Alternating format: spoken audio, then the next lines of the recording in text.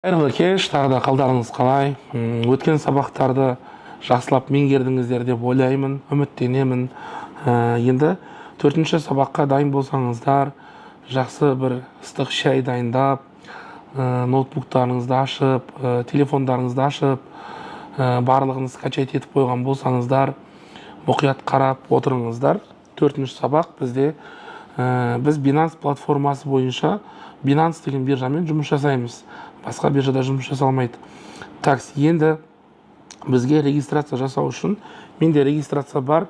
Сол себептен мына жерде қасымдағы бауырларымдікінен көрсететін болам. Мұқият қараңыздар. Міне Binance-қа кіреміз. Binance-қа кіреміз. Я знаком с криптовалютой дегенді басамыз. Содан кейін мына жерге электронный почта, номер телефон дегенге өзіміздің телефонымыз жазамыз. Номерімізді жазамыз осы жерге. Әркім өз номерін жазады. Дәлен басамыз. Верифицируйте свой номер дейді. Бізге мына жерге міндетті түрде код келу керек болады. Кодты күтеміз. В течение 30 минут дейді. Енді әркімге әрқалай келеді. Кейбір адамға сразу келеді. Такс, мына код келді. 826 444. Осыны басамыз.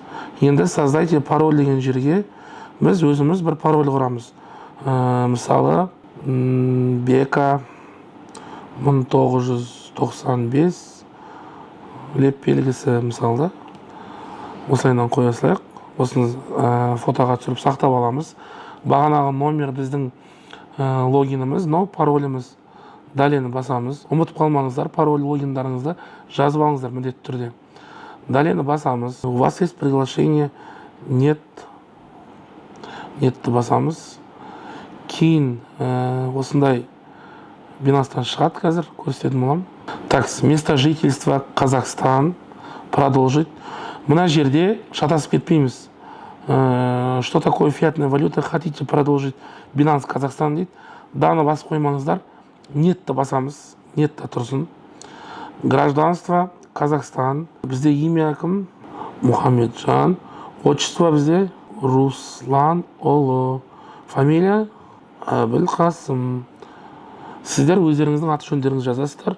Дата рождения мысалы 2005 айы 09 сентябрьдің 9-ы.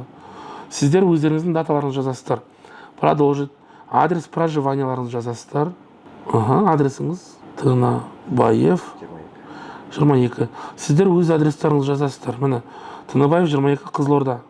Міне шықты.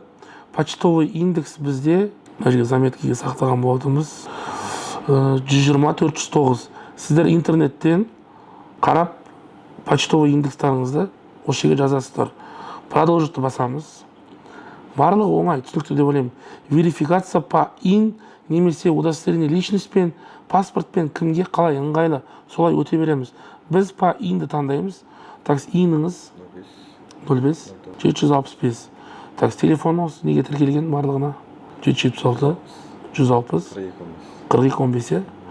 Осылайынан жазамыз. Еговқа тіркелген номеріңізді, иніңіз жазасыз.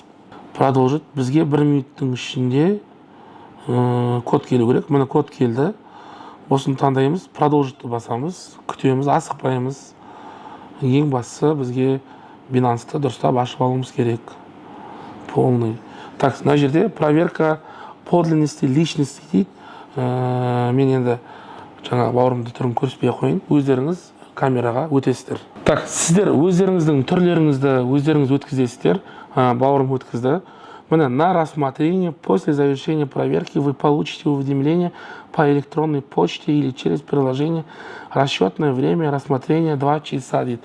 Бірақ та әркімге ваш доступ к некоторым услугам ограничен. Өйткені біз әлі верификация өтпегендіктен бізде фьючерс ашылмайды, көп заттар ашылмайды. Сол себептен біз бірінші верификацияны өтуіміз керек. Енді қараңыз, ең астында главный деп тұр, рынки, торговля, фьючерс, активы.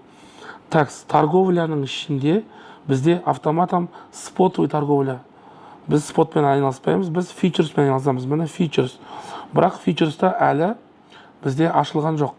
Ол үшін біз главныйға кіреміз. Ең үстінде көріп тұрсыз, сол ең үстінде үш сызық тұр. Сол үш сызықты басамыз. мына жерде міне в обработке деп жазылып тұр. Значит, әлі бізде верификация жасалған жоқ. Сол себептен біз верификацияны күтетін боламыз. Верификация әркімге әрқалай. Біреуінде там 5 минутта, біреуінде 10 минутта, біреуінде жарты сағатта сабырмен верификацияны күтетін боламыз. Верификациядан кейін біз аутентификаторды қосамыз, Gmail'ды қосамыз, кейін ішінде жасау керек заттарды жасаймыз. Одан кейін основной настройканы, который біз сіздерге айтпайтын, сол бағанағы логин парольдарыңызды бізге беретін боласыздар. Кураторларға бересіздер. Кураторлар 10 минуттың ішінде сізге керек настройканы жасап береді. Қалған жерін. Ол настройканы біз сіздерге көрсете алмаймыз, көрсетуге де болмайды. Сол себептен бірінші мына заттарды жасап алайық. Такс, міне арада бір 5 минут па 6 минут қана өтті. Бізде міне верификация жасалды. Верифицирован деп тұр. Такс, енді біз сол жерде мынандай стрелка сияқты затты көріп тұрмыз. Соны басамыз. Верифицированның ішіне кіреміз. Безопасность дегенді көріп тұрсыздар ғой. Сол безопасностьқа кіреміз. Безопасностьтың ішінде бізге керек болады приложение для аутентификации екінші тұрған. Соны басамыз. Включитті басамыз. Одан кейін получить код дегенді басамыз. Кейін WhatsApp-пен жасай салайық. Мына номерде WhatsApp бар деп ойлаймын, үміттенемін. Бізге келді. Сол келген кодты мына жерге қоямыз. Енді қараңыздар мұқият. Как привязать аутентификатор? Мына копировать дегенді көріп тұрсыздар ғой, 16 значный ключ. Соны копировать етеміз. Бағана мен айттым ғой сіздерге, скачать ету керек программаларды: аутентификатор, Gmail, Binance, сосын TradingView. Енді біз осының бәрін бір папкаға сап қойыңыздар. Аутентификаторға кіреміз. Мына жерге плюсикті басамыз. Астында ввести ключ настройкиді басамыз. Название аккаунта Binance, там аттарын жазасыздар. BK дей салайық. Ввести ключ, бағанағы ключті вставить етесіздер, добавить етесіздер. Міне Binance, BK. Мынау көк қызыл болып бітпейінше біз соны басамыз. Копирование завершено, міне басқан кезде. Қайттан Binanceға кіреміз. Далее басамыз. Вставить басамыз. Разрешить вставку. Отправить. Болды. Бізде верификация жасалды. Енді келесі электронный почта. Электронный почтаға кіреміз. Добавить электронный почту. Ввести адрес электронной почты дейді. Бізде адресіміз, қазір бауырым жазып жүрсін. Сіздер өздеріңіздің почталарыңызды жазасыздар. Жаңағы жерге кімде қандай почта, желательно Gmail болғаны дұрыс. Почтаға кіріп кодты аламыз. 131 492. Мына жерге вставить етеміз. 131 492. Так, Gmail'ды қойдық. Аутентификаторды жасадық. Болды, басқа бізге ештеңе керек емес. Назад шығамыз. Қайттан назад шығамыз. Кімде мынандай лайт болып тұруы мүмкін, астында лайт деп тұр. Осындай болып тұрса, ол дұрыс емес. Қайтадан мына үстіндегі Binance'тың сағаттың астындағы сары өзінің значогы тұр ғой. Соны басамыз. Pro дегенді таңдаймыз. Бізде Pro'да тұру керек. Binance Pro'да тұру керек. Так, Pro'ға кірдік. Енді келесі очередте Features'қа кіреміз. Features'қа кіріп, біз BTC USDT деп тұр ғой. Сол Bitcoin USDT-ні басамыз да, мына жерде ETH USDT бессрочный деп тұр. Міне үшінші болып тұр. Қателеспесем, үшінші болып тұр. Соны таңдаймыз. Біз өйткені осы монетамен ғана жұмыс жасаймыз.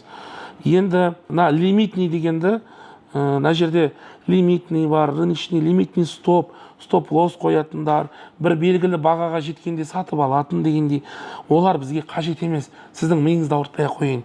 Біз тек қана рыночныймен жұмыс жасаймыз. Қазіргі болып жатқан бағамен сатып аламыз, болып жатқан бағамен сатамыз. Міне рыночный таңдаймыз. Енді мына жерде кросс деп тұр, 20x деп тұр, ол плечо, P деп тұр. Соның үстінде точка тұр, мынандай. Көріп тұрсыздар ғой. Соны басамыз. Настройкиға кіреміз. Настройкиға кіреміз. Я прочитал, я ознакомлен, для опытных дейсіз. Открыть. Все. Аккаунт открыть. Қайттан кіреміз. Үш сызыққа бағанағы. Настройкиға кіреміз. подтверждение ордераға лимитный ордерді алып тастаймыз, сосын рыночный ордер дегенді алып тастаймыз, кейін рыночный стоп ордер деген тұр ғой, соны алып тастаймыз, бізге керек жоқ. Кейін екінші настройка позиции дегенде односторонний режим, режим хеджирования деп тұр. Біз режим хеджирования таңдаймыз. Екіншісін таңдаймыз. Одан кейін режим мультиактивта тұра береді. На предпочтение деген ETH-да тұра береді. Одан кейін бізде маңызды. Так, мына жерде настройки кнопка для позиции деген бар. Соның ішінде біз развернуть дегенді қосып қоямыз. Закрытие по рынку дегенді өшіріп қоямыз. Все. Болды. Енді ең астында внизу справа деген тұра берсін. Все, болды. Қалған кодтарды жасайтын настройкілер бар. Ол настройкілерді біз сіздерге көрсетпейміз. Ол өзінің бір жасалатын жолдары бар. Бізге ақша салмай тұрып, логин парольдарыңызды өздеріңіздің кураторларыңызға жібересіздер. Сол кураторлар сіздерге 5 минуттың ішінде, 10 минуттың ішінде жаңағы ликвидация, созу, көптеген настройкілерді жасап беретін болады. Оны біз көрсете алмаймыз.